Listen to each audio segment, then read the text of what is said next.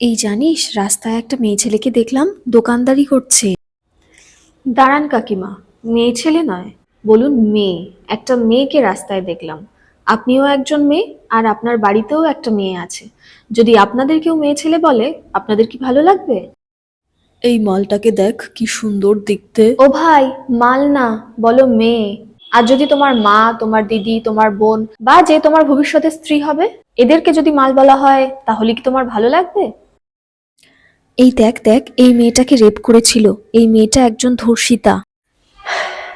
যাকে রেপ করেছে তাকে চিহ্নিত না করে, যে রেপ করেছে তাকে চিহ্নিত করান। যেদিন থেকে এই সমাজে ধর্ষিতাকে চিহ্নিত না করে ধর্ষককে চিহ্নিত করা হবে, সেদিনই আমাদের সমাজে আসল পরিবর্তন আসবে। আর কিছু মেয়েও বেঁচে যাবে, সাবধান হয়ে যাবে। হয়তো আপনার মেয়েটাও। আরে, আমাদের বাড়ির ওই বয়স্ক কাজের লোকটা ঠিক করে কাজই করে না। কাজের লোক না, বলুন হেল্পার, মানে আপনাকে যে কাজে সাহায্য করে।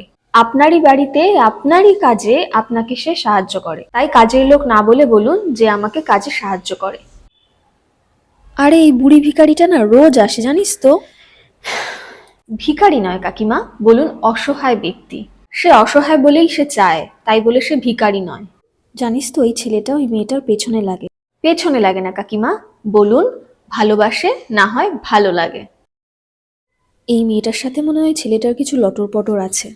লটর পটর নয় কাকিমা, বলুন ভালোবাসা আছে। আর যদি আপনার মেয়েও কাউকে ভালোবাসে, তাহলে কি আপনি বলবেন যে আপনার মেয়ের কারোর সাথে লটর পটর আছে? সেটা কি শুনতে ভালো লাগবে? এই বুড়ো বুড়ি দুটো প্রতিদিন এর কাছে ওর কাছে চেয়ে চেয়ে খাবে। বুড়ো বুড়ি নয় কাকিমা, বলুন দুজন বয়স্ক মানুষ। আপনারও একদিন বয়স হবে, তখন যদি আপনাকে বুড়ি বলা হয়, আপনার কি ভালো লাগবে? এভাবেই একটু একটু করে আমাদের সমাজের চিন্তাধারাকে আমাদের পাল্টানোর চেষ্টা করতে হবে। কতদূর পরিবর্তন হবে জানি না, তবে চেষ্টা করতে তো ক্ষতি নেই। শুরুটা না হয় নিজেদের দিয়েই হোক।